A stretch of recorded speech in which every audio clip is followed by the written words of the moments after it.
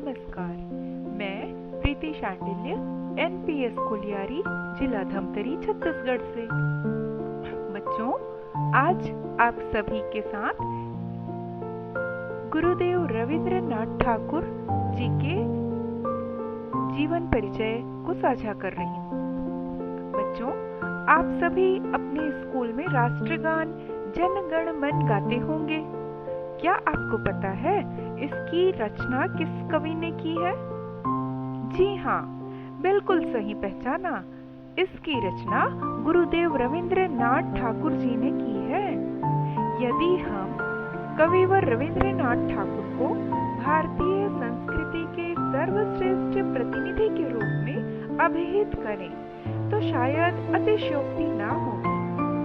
वे महान कवि, उपन्यासकार, नाटककार, आलोचक, दार्शनिक, शिक्षाविद, संगीत व नृत्य रचनाकार, अभिनेता तथा प्रयोगशील चित्रकार भी थे। सन 1913 में अपने काव्य संकलन गीतांजलि के लिए नोबेल पुरस्कार से सम्मानित विश्व भारती तथा शांति निकेतन के संस्थापक कुलपति रविंद्रनाथ ठाकुर का जन्म 7 मई 1861 को कलकत्ता में हुआ था। वे प्राथमिक शिक्षाकालीन दशा में स्कूल के अवरुद्ध वातावरण को सहन नहीं कर पाए, क्योंकि वहां अध्यापकगण बालकों की स्वाभाविक प्रवृत्तियों को स्वानुभूति के आधार पर विकसित होने का मौका नहीं देते थे। ऐसी स्थिति में उन्होंने स्कूल जाने से इनकार कर दिया। इसके बाद उनकी शिक्षा दीक्षा का प्रबंध घर पर ही किया गया। धीरे धीरे भाषा, विज्ञान, इतिहास, कला एवं संस्कृति आदि सभी विषयों पर उनका अधिकार हो गया। उन्होंने बहुत छोटी उम्र में ही लिखना शुरू कर दिया था।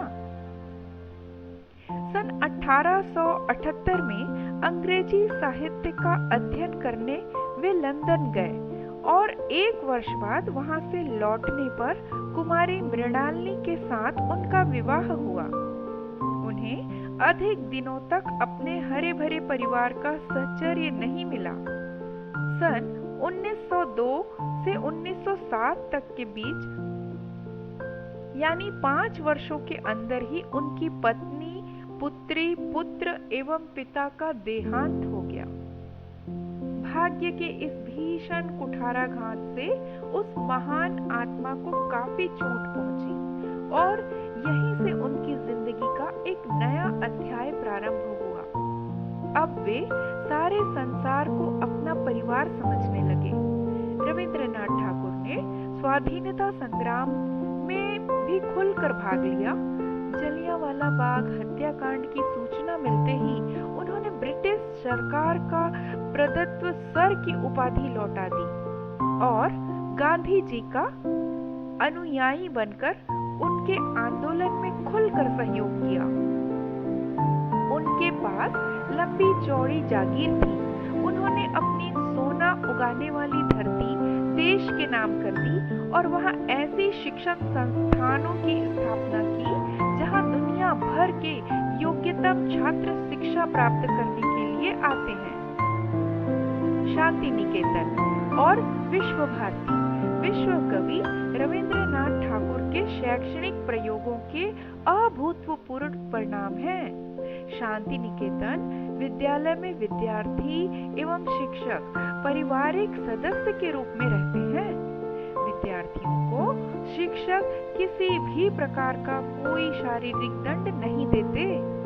वहाँ खुले आकाश की छाया में प्राकृतिक सौंदर्य के बीच बैठकर विद्यार्थी विद्या अध्ययन करते हैं।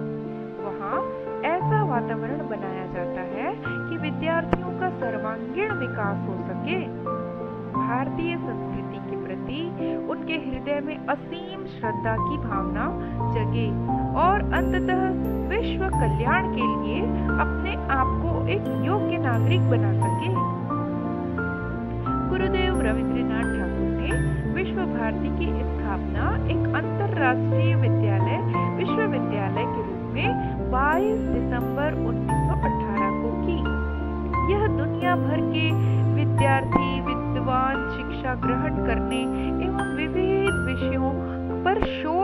कार्य करने के लिए आते हैं। विश्व भारती का मुख्य उद्देश्य विद्यार्थियों को प्रकृति प्रेम, मानवता, विश्व बंधुत्व एवं विश्व समन्वय की शिक्षा प्रदान करना है। रविंद्रनाथ ठाकुर महान साहित्यकार थे। संध्या गीत, प्रभात गीत, सोनार गीत, त्याग, मलिनी, कल्पना सिंधु, गीतांजलि, मुक्तिधारा आदि उनकी प्रमुख रचनाएं हैं। उन्होंने कविता के अतिरिक्त उपन्यास, नाटक, कहानी भी लिखी है, जिसमें समाज के विभिन्न वर्गों और उनकी समस्याओं का ज्वलंत चित्रण है। उन्होंने बच्चों के लिए भी बहुत कुछ लिखा है। उनके चिंतन में मानवीय मूल्य एवं राष्ट्र का स्थान सर्वोपरि है। उन्होंने 2000 से भी अधिक गीतों को रचना की। उनका व्यक्तित्व प्रखर और ग्रहणशील था।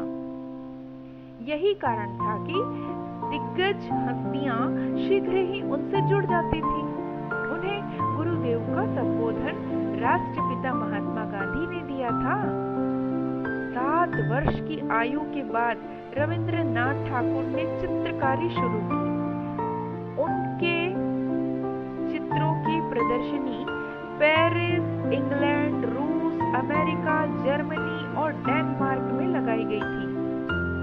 भारत माता का यह महान सपूत 7 अगस्त 1941 को भारत की गोद में सदा सदा के लिए समा गया। आज हम सभी भारतवासी राष्ट्रगान के रूप में जन गण मन अधिनायक जय हे का गीत